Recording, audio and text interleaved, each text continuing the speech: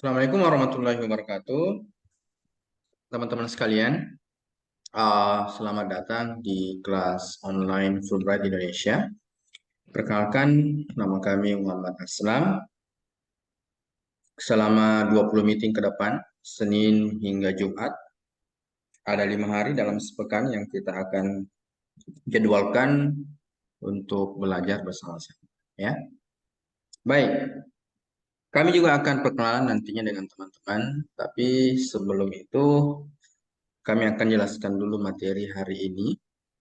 Kemudian setelah pembahasan soal, barulah kami minta bantuan teman-teman dan mohon izin akan kalau perlu kami akan menyebut nama teman-teman sekalian ya.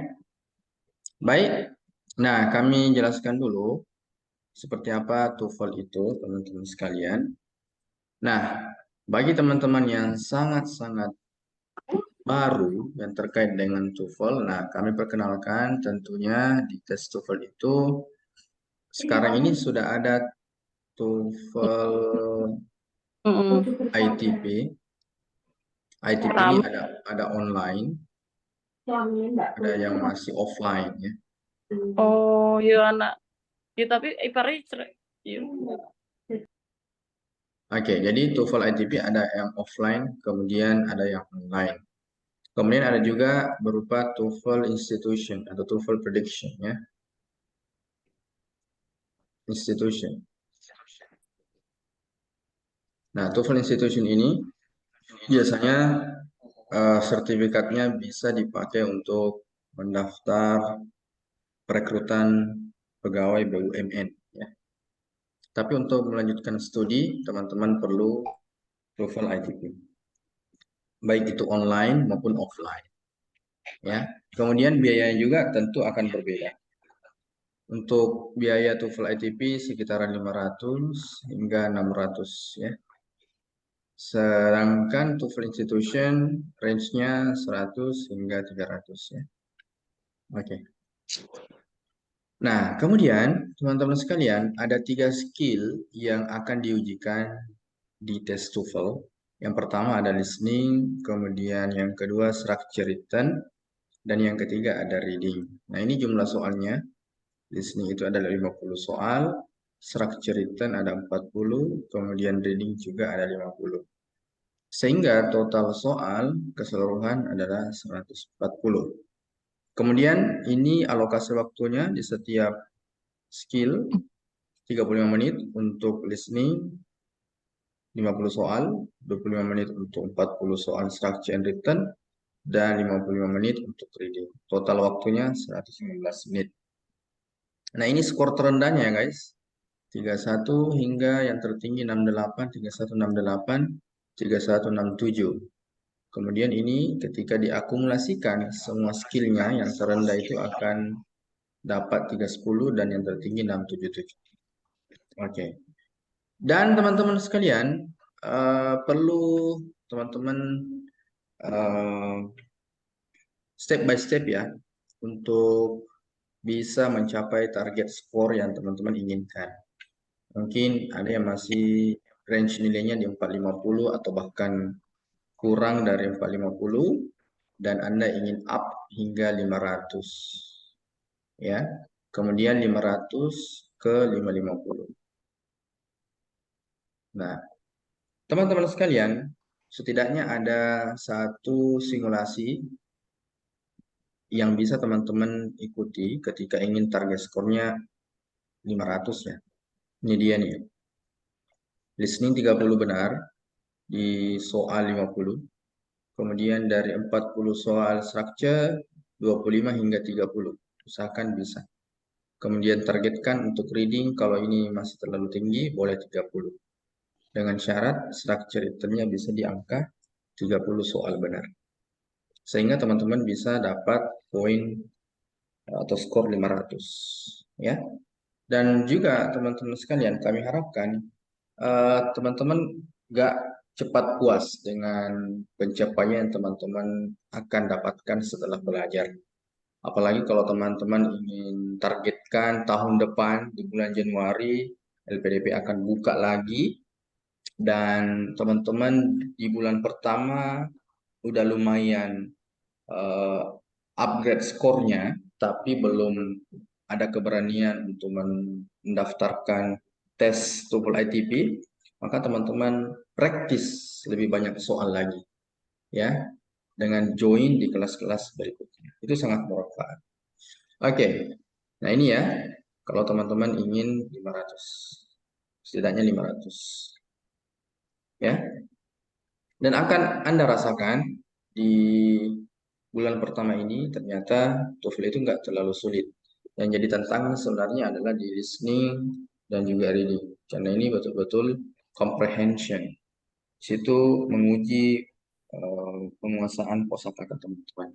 Adapun structure written itu tidak menguji pemahaman kosakata teman-teman, tapi lebih kepada pola atau structure sebuah kalimat, ya.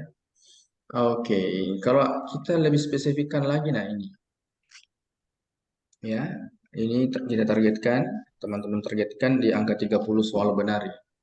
Nah, di listening itu sudah dapat 51. Kemudian di structure itu sudah dapat 54, reading masih 48. Tapi ini sudah bisa menutupi reading yang masih 48, sehingga teman-teman bisa mendapatkan skor 500. Ya, oke. Berikutnya ada tanggapan, guys. Tanpa berlama-lama lanjut ke materi hari ini. Nggak ada? Oke. Kalau nggak ada, kita lanjut. Nah, teman-teman akan belajar selama 20 meeting. Kemudian 5 days every week. Jadi, teman-teman akan belajar 5 hari dalam sepekan. Senin sampai Jumat, ya. Maka totalnya akan ada 4 pekan, 4 weeks. Nah, teman-teman sekalian, dari 4 pekan ini, 2 pekan teman-teman akan habiskan untuk pembahasan soal structure and written. Ya. Kemudian next 3 days untuk listening.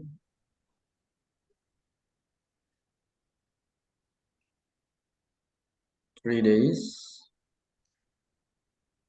untuk reading.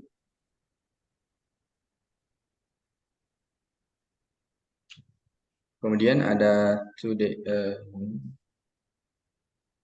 ya. So 4 days. Kemudian 2 days untuk try out. Nah, ini guys pembagian waktunya ya. Jadi 2 pekan awal kita akan fokus ke structure written.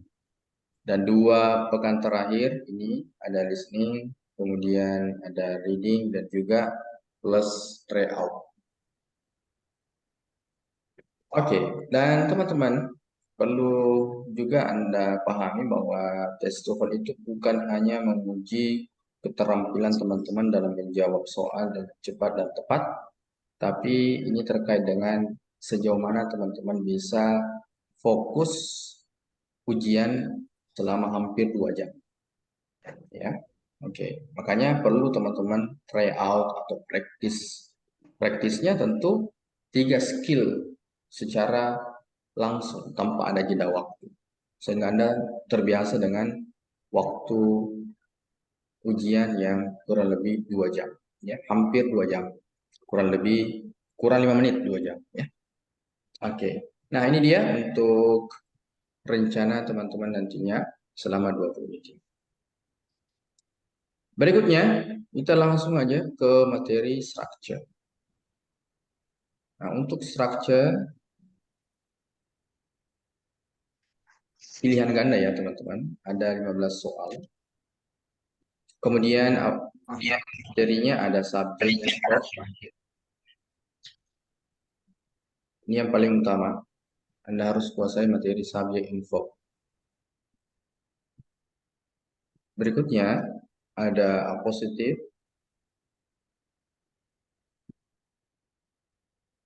ada preposition plus objek, kemudian konektor, clauses, kemudian inversion. Inilah materi structure secara garis besar. Sebenarnya yang paling inti adalah yang ini, subject and verb, kemudian konektor. Dan yang lumayan banyak polanya, ya, variasi pola adalah di klausa. Jadi sayang kalau teman-teman lewatkan materi-materi yang sangat penting ini. Dan kalau teman-teman berhalangan di hari-hari berikutnya, tidak perlu khawatir karena kami akan juga bekali teman-teman setiap meeting dengan rekaman, ya. Oke. Baik, tanpa berlama-lama kita coba ke materi pertama, subject info. Dalam kalimat in English, simple sentence itu harus terdiri dari satu subjek plus satu verb. Ya, jadi harus ada satu subjek dan satu verb. Nah, sekarang coba teman-teman sebutkan yang Anda ketahui. Boleh di kolom chat atau langsung. Yang mana saja yang tergolong subjek. Boleh disebutkan. Boleh di kolom chat juga ya. Apa saja yang tergolong subjek yang teman-teman ketahui?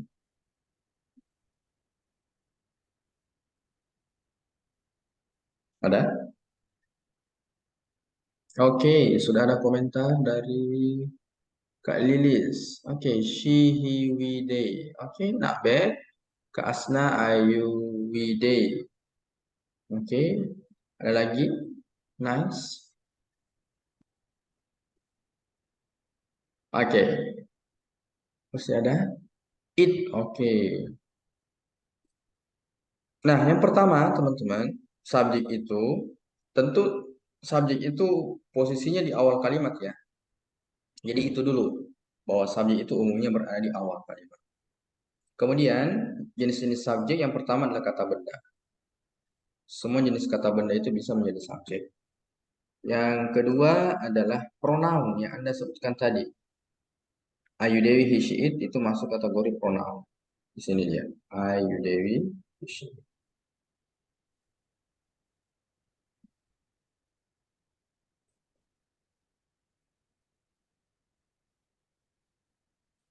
Next ada non phrase. Non phrase itu polanya artikel, ada an, the plus noun. Nah, ini pola non phrase ini yang paling banyak nantinya teman-teman dapatkan. Nah, ini Kak Olivia. Ya, udah benar. Pola non phrase inilah yang paling banyak muncul nantinya di soal structure sebagai subjek. Kemudian ada gerund, gerund atau verb ing. Dan yang terakhir adalah noun clause.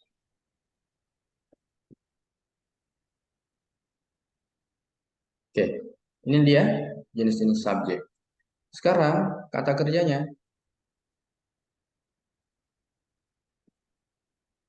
Ayo, silahkan teman-teman berikan contoh ciri-ciri kata kerja. Jadi Anda nggak harus tahu semua meaning kata di rangkaian kalimat, tapi fokus mana subjek, mana verb. Anda tahu ciri-ciri subjek dan ciri-ciri verb. Ada lagi yang bisa? Silahkan berikan komentarnya.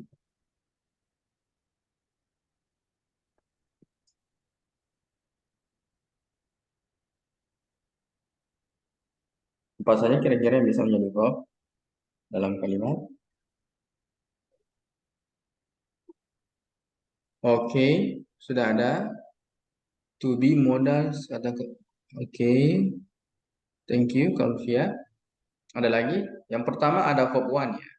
Nah, kemudian ada verb one akhiran s or es. Kemudian ada to be tentunya.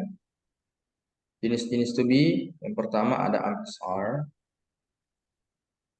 Is or Ya. Kemudian was, were. was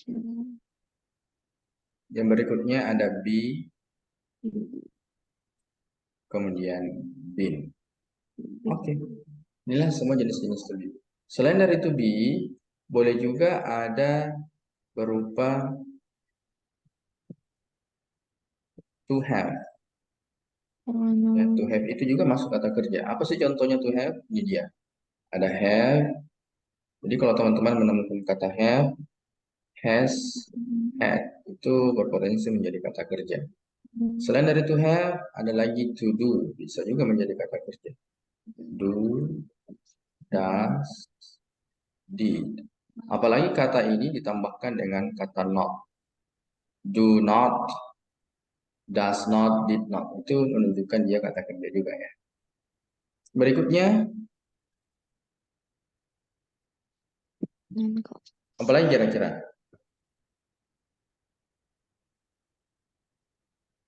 Verb to ya. Verb to biasanya ditandai dengan akhiran ed. Ada juga verb to yang berupa irregular, tidak beraturan. Dan yang terakhir adalah modals. Modals itu contohnya will, would, can, could, shall, should, may, might, must. Nah ini dia contoh modals. Jadi sudah lengkap ya teman-teman. Ya ini jenis subjeknya, kemudian yang ini jenis kata kerjanya. Oke. Nah sekarang kita coba menentukan subjek verb di dalam rangkaian kata. Kalau teman-teman sudah menemukan subjek verb, maka dia kalimat atau kita bisa berikan tanggapan correct. Tapi ketika ada subjeknya berlebih atau ada yang kurang, kata kerjanya mungkin nggak ada, maka jawabannya incorrect. Kita coba dulu ya. Wait a minute.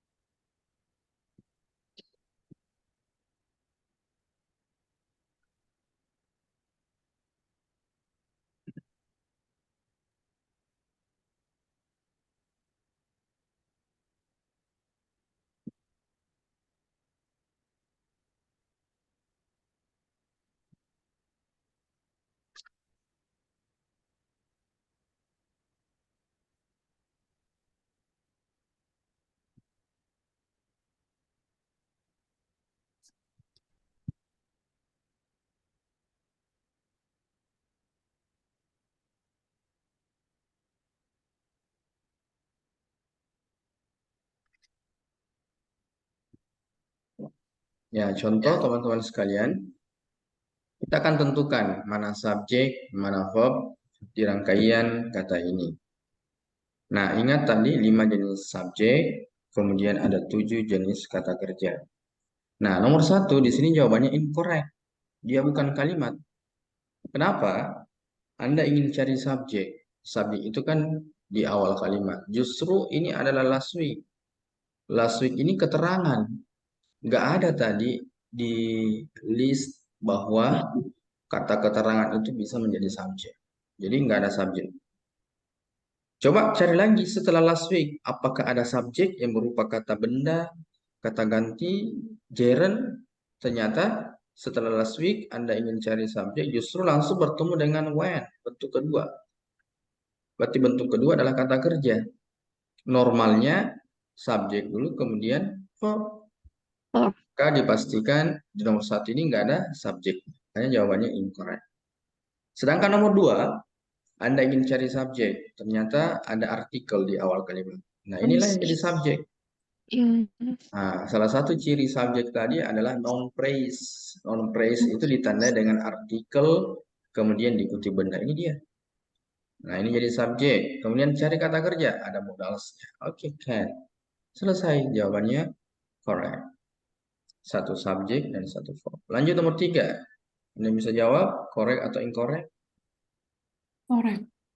Correct. Ada yang jawab correct. Yang lainnya boleh di kolom komentar ya. Berikan aja tanggapannya. Incorrect, Kanadira. Oke, yang lainnya. Ayo.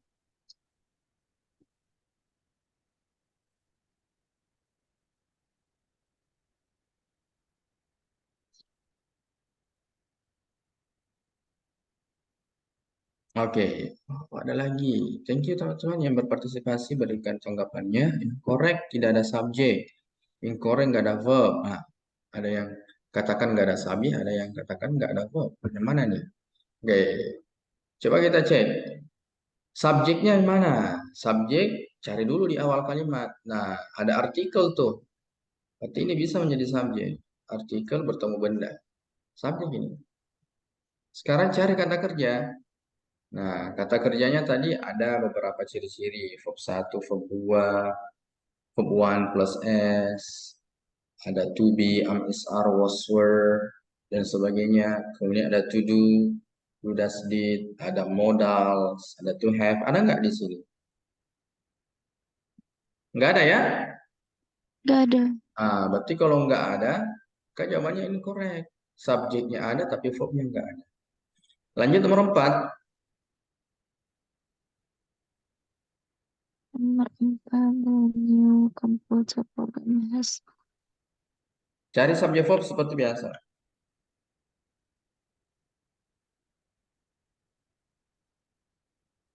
Correct. Coba di sini artikel. Jadi setiap teman-teman menemukan artikel di awal kalimat itu kemungkinan dia bisa menjadi subjek. Selama tidak ada koma ya. Nah, oke, ini semua satu rangkaian subjek, nggak ada koma ya. Kata kerjanya to have. Ini dia, have, has, had, ya kan? Ada subjek, ada verb, maka jawabannya Alright. ya. Oh, ada yang mengatakan karuti double verb. Nah, gini. Ini satu rangkaian, Kak. Boleh. Karena to have, has, had,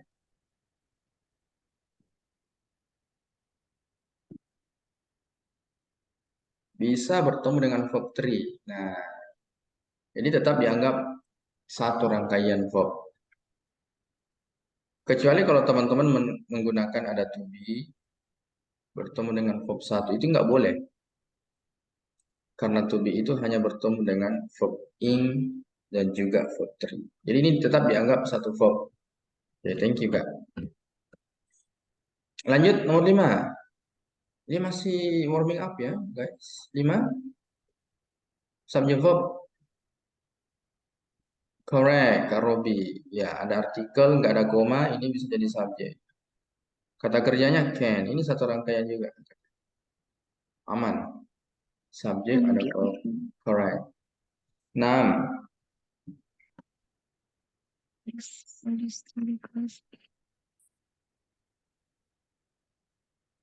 Oke. Incorrect, Kak Lilis. Ada lagi? Incorrect. Oke, nice. Alasannya apa ya? Oh, karena dia katakan nggak ada verb. Sekarang kita cek apakah betul nggak ada verbnya. Ada artikel, ini berpotensi lagi jadi subjek. Ada bendanya teks. Kata kerjanya ini Kak, tambahan S. Contains. Tapi di sini ada it. It itu masuk kata ganti, pronoun. Dan it karena berada sebelum kata kerja, maka dianggap subjek. Berarti double subjek. The text dengan it. Ya kan? Karena kedua-duanya berada sebelum verb. Matian kamera. Berarti Matian jawabannya kamera. Itu tujuh. incorrect karena double subject. Berikutnya 7. Cari subject verb. Baca-baca jawab dari tadi. Banyak. Kok korek. Dia baliknya jadi Cari subject verb seperti biasa. ini jual. Oke, udah banyak yang berikan tanggapan. Thank you. Nah, di sini ada artikel lagi, the papers. Verbnya yang mana? Could be modals. Ya, maka jawabannya correct. Ada subjek, ada verb. Lengkap. Nice. Lanjut 8. Seperti biasa, cari subjek verb. Incorrect. Incorrect. Oke. Apanya yang kira-kira nggak ada? Subjeknya ini ya. Cari verbnya. Oh, nggak ada verbnya. Berarti jawabannya incorrect. Jadi nomor 8 incorrect karena nggak ada verb. 9.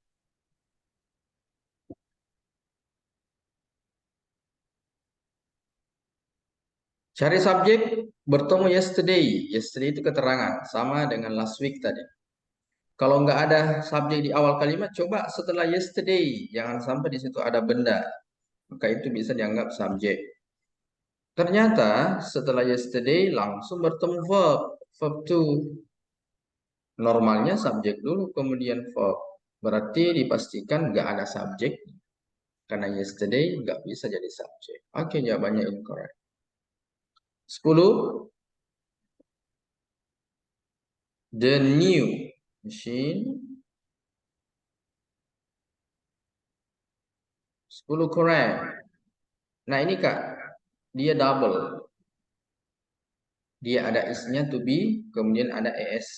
Kata kerja juga ini proses.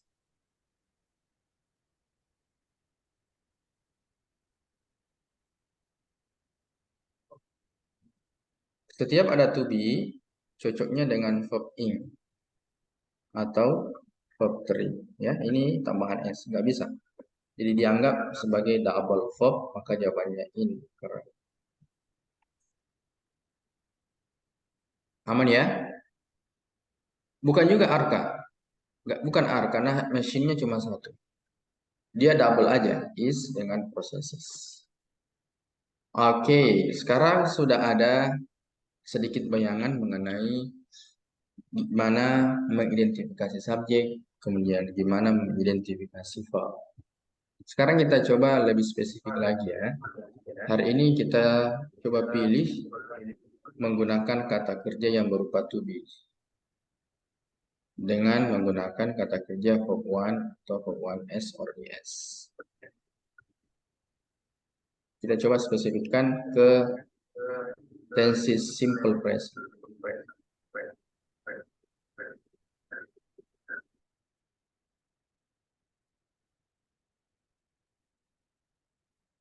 Oke. Simple present adalah kalimat yang ditandai dengan setidaknya ada dua pola kata kerja, teman-teman. Yang pertama, subject verb yang berupa to be.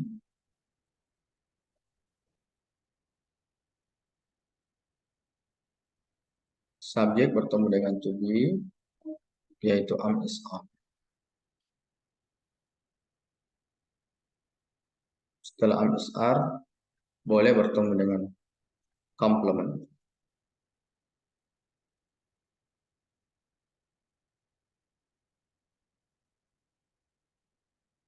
Complement sini bisa tiga ya.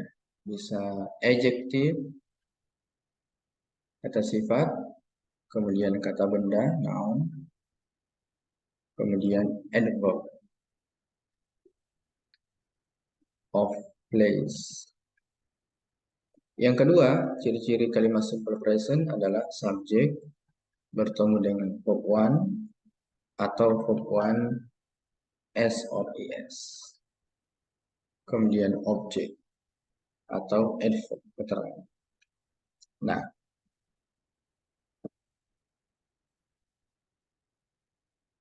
Yang pertama, teman-teman harus bedakan dulu mana subjek tunggal dan mana subjek yang jamak.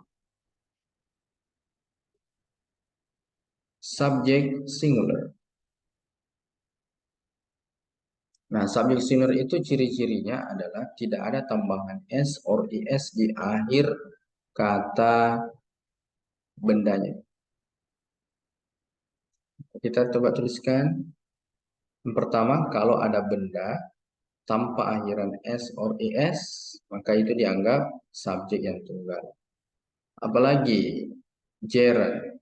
Gerund juga atau verb ing ketika di awal kalimat tanpa ada koma itu dianggap tunggal. Ya. Next, ada kata ganti he, she, it. Ini juga dianggap tunggal. She, it. Ada noun clause. Noun clause juga dianggap tunggal. Apa sih noun clause itu? Noun clause itu contohnya where you go. Jadi rata-rata noun clause itu adalah rangkaian kata yang diawali dengan conjunction atau konektor, kata penghubung. Kata penghubung yang digunakan adalah yang berupa 5W1. What, where, why, how, ya, where you go.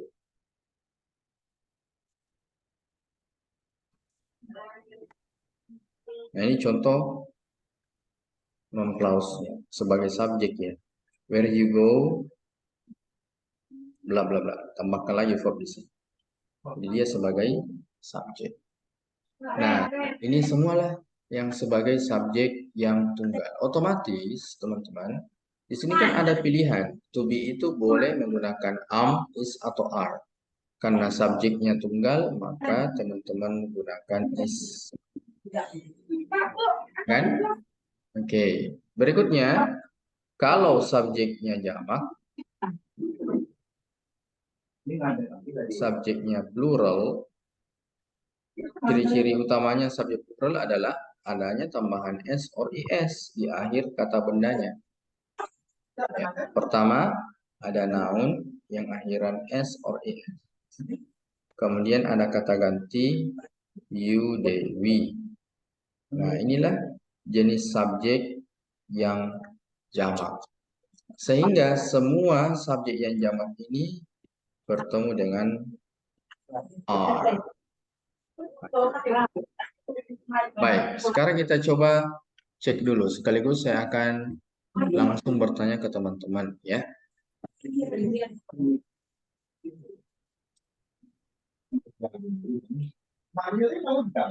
Oke, kita mulai yang gampang dulu guys.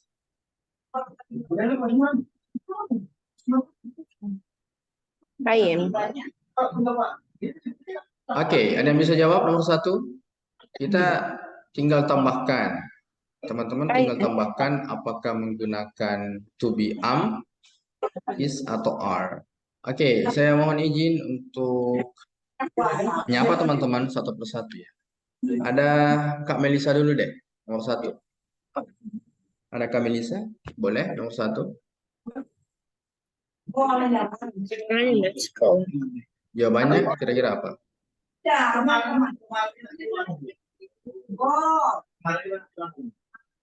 Is atau are? Ya, khusus untuk I itu cocoknya dengan ya. Oke, maka jawabannya nice. Thank you. Berikutnya ada Kak Alia. Ada Kak Alia, boleh? Nomor 2. Nggak ada orangnya, Kak Alia? Nggak ada. Kalau gitu Kak Anissa Fitriani, ada?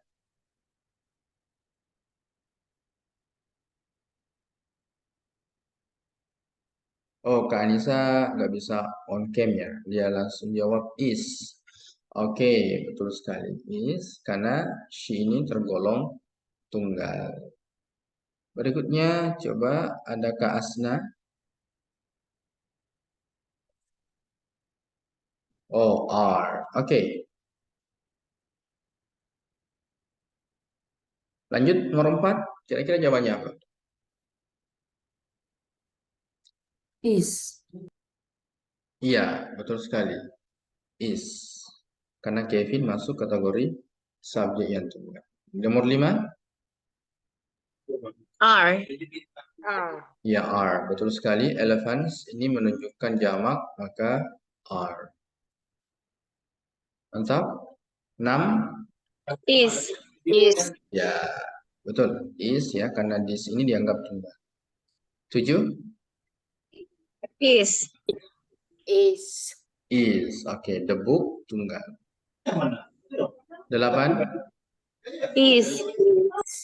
lagi. Aman. 9, R. are. Ya, karena subjeknya jamak. Oke, aman.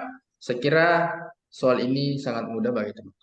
Intinya sudah paham penggunaan simple present yang menggunakan to be, am, is, are. Jadi am itu hanya cocok dengan I.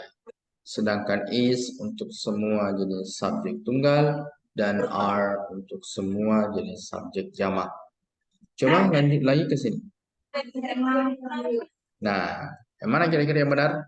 Is atau are? Is. Is. Kalau nomor 2, R. are. Kalau nomor 3, R. are. Yakin? Is. Ada yang is, ada yang are. Oke. Nah, teman-teman, setiap menemukan pola subjek yang seperti ini yang menggunakan of, maka yang dihitung subjek itu adalah sebelum of.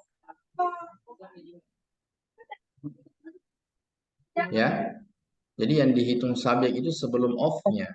Name-nya tidak ada tambahan s. Olehnya tadi jawabannya is. 2 pictures jamak, makanya dia are. Yang nomor 3, nah ini tadi ada yang pilih is, ada yang are karena gara-gara berbeda yang ada sebelum dan setelah of. Tapi setelah diberikan penjelasan, yang dihitung adalah sebelum of. Tidak ada tambahan s, ini ada tambahan s. Maka ini tunggal, ini jamak. Oke? Aman ya?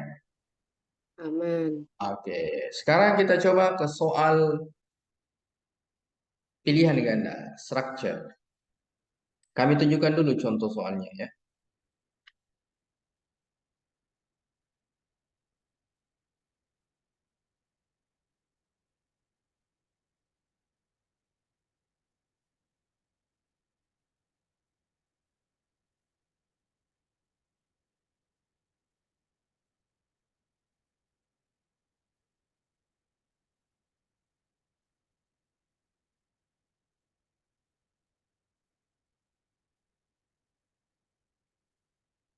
Ya, coba soal nomor 1. Setiap teman-teman menemukan soal structure seperti ini, yang harus Anda lakukan adalah menentukan di antara rangkaian kata ini ada subjek verb tidak. Nomor 1 ada subjeknya? Ada. Ada. Mr. Hood adalah subjek. Berikutnya, ada kata kerjanya tidak? Tidak ada. Berarti yang kosong ini Anda butuh verb. Jadi langsung aja di antara pilihan yang bisa jadi kata kerja hanya satu kan? Is. Nah, nantinya kalau dapat subjek, verbnya hilang, ada 2 pilihan kata kerja is atau are, maka lihat baik-baik subjeknya. Apakah subjeknya tunggal atau jamak. Begitu juga kalau nantinya ada subjek yang hilang, anggaplah verbnya is atau are. Kalau dia kata kerjanya is, maka cari subjek yang tunggal, singular. Itu ya. Itulah sebabnya tadi teman-teman dibekali dulu dengan subjek tunggal dan subjek jamak. Karena itu akan mempengaruhi satu sama lain subjek dengan verb yang Anda akan gunakan, khususnya kata kerja is dengan are. Oke, aman? Berikutnya kami akan kirimkan link di grup WA.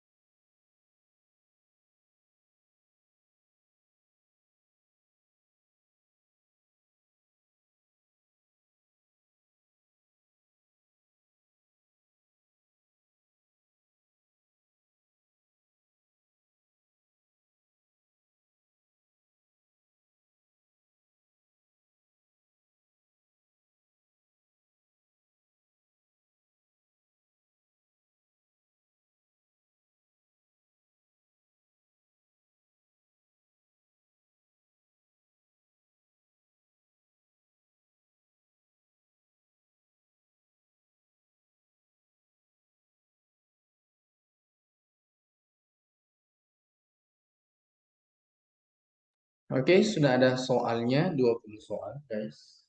Waktunya 10 menit.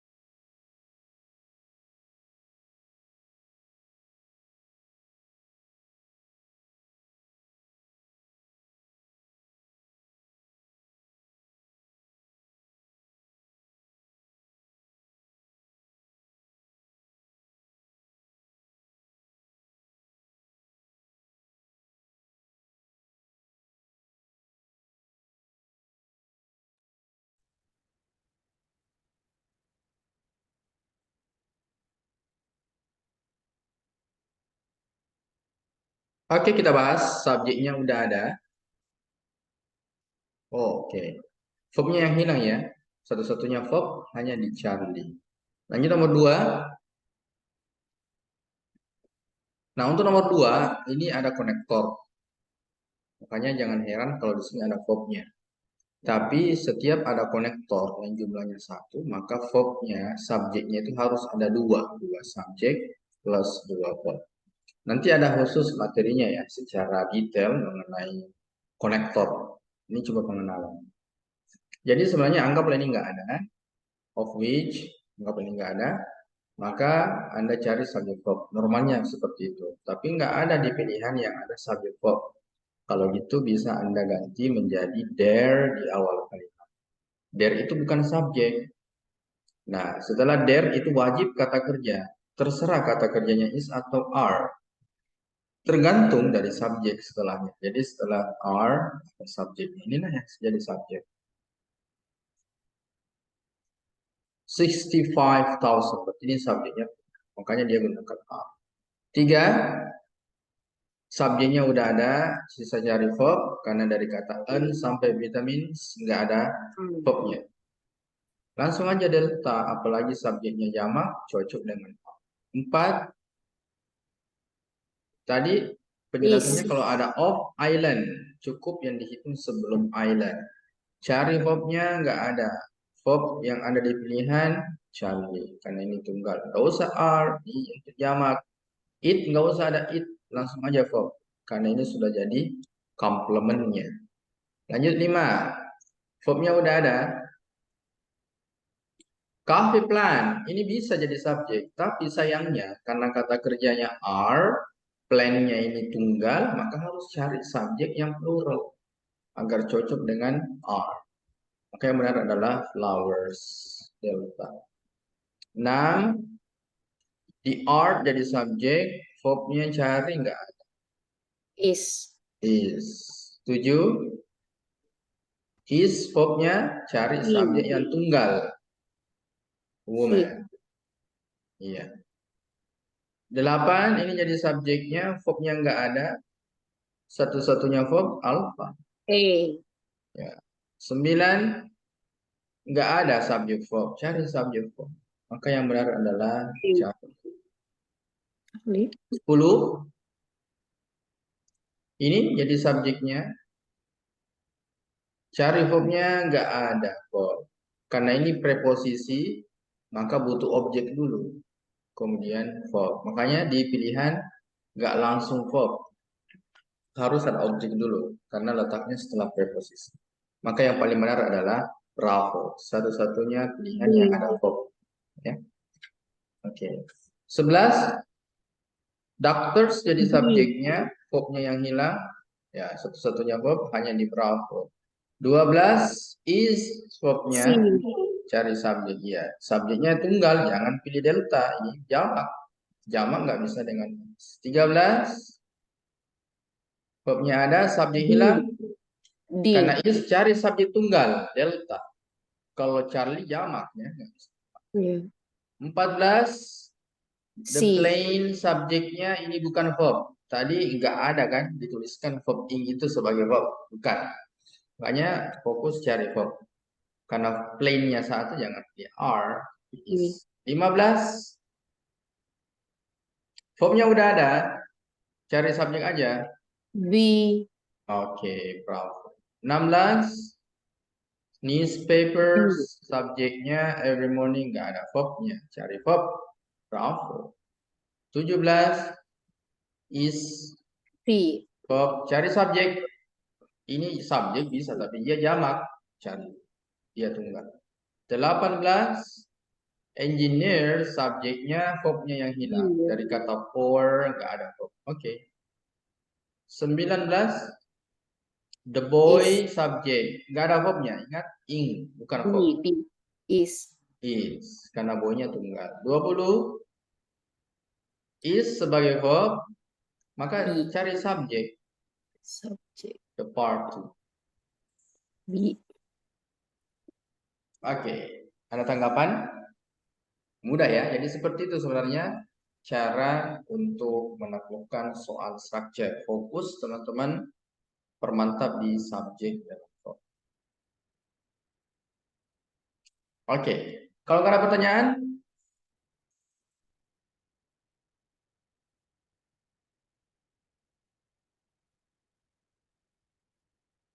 iya, karena Kak Robi, SR itu bagian dari kata kerja.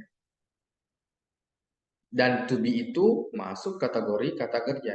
Tapi bukan to be-nya, bukan kata to be-nya itu sendiri. Bukan ini yang dianggap verb, tapi yang tergolong to be yang dianggap verb. Is are, was were, ya. Kemudian ada be, kemudian ada been. Nah, inilah semua jenis-jenis to be yang tentunya kalau Anda dapatkan di rangkaian kata, maka itu dianggap sebagai verb. Ada lagi? Oke, kalau nggak ada lagi, saya kira cukup dulu untuk siang hari ini. Semoga menambah wawasan teman-teman mengenai meeting pertama ini. Dan kami sangat menunggu teman-teman esok hari untuk kembali bergabung. Semoga semuanya sehat-sehat. Oke, untuk contoh gerund besok kita bahas ya. Oke, ingat tadi Kak, verb ing itu tidak masuk dalam kata kerja. Gerund itu sebagai subjek, bukan sebagai verb. Ya, oke, sabar aja besok kita bahas. Sekira cukup and see you tomorrow.